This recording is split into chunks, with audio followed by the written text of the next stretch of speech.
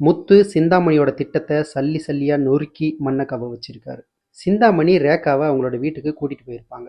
எதுக்குன்னா, நிரந்தரமா ரேகாவை அவங்க வீட்டிலேயே தங்க வைக்கிறதுக்காக பொய் சொல்லி கூட்டிட்டு போயிருப்பாங்க. ரேகாவோட அப்பாவுக்கு ரொம்ப உடம்பு சரியில்லை அப்படின்னு சொல்லி கூட்டிட்டு போயிருப்பாங்க. முத்துவுக்கு இதுல பெரிய சந்தேகம் வருது. சிந்தாமணிக்கு முத்து கால் பண்றாங்க.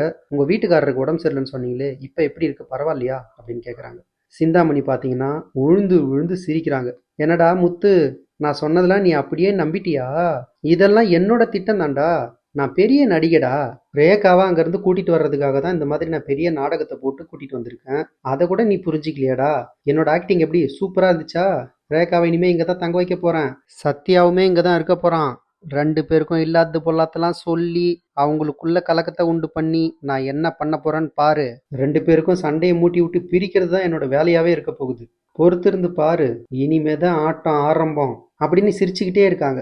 அதை அமைதியா கேட்ட முத்து, அப்படியாம்மா, எல்லாத்தையும் சொல்லிட்டியா? இன்னும் ஏதாவது பேலன்ஸ் இருக்கா? அவ்வளவுதான்டா, இதான் என்னோட திட்டம். சரிம்மா, சூப்பரு. அப்படியே கொஞ்சம் பின்னாடி திரும்பி பாருங்க. உங்க பொண்ணு உங்களையே பார்த்துட்டு இருக்காளா? ஆமாண்டா, என்னையே தான்டா பார்த்துட்டு இருக்கா.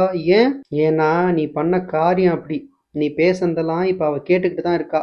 ஏன்னா ஃபோன்ல கான்ஃபரன்ஸ் போட்டிருக்கேன், நீயும் எல்லாத்தையும் உளறி தள்ளிட்ட. இப்ப என்ன பண்ணுவா, அவ வந்து உனக்கு சாமி ஆடுவா அப்படின்னு பொறுமையா ஃபோன் வச்சிடுறாரு. அங்கேருந்து வராங்க சிந்தாமணி. பயங்கரமா திட்டுறாங்க. நீ எல்லாம் ஒரு பொம்பளையா? இந்த மாதிரி விஷயத்தெல்லாம் பொய் சொல்ற. அப்பாவுக்கு உடம்பு சரியில்லைன்னு பொய் சொல்லி என்னை கூட்டிட்டு வந்திருக்க.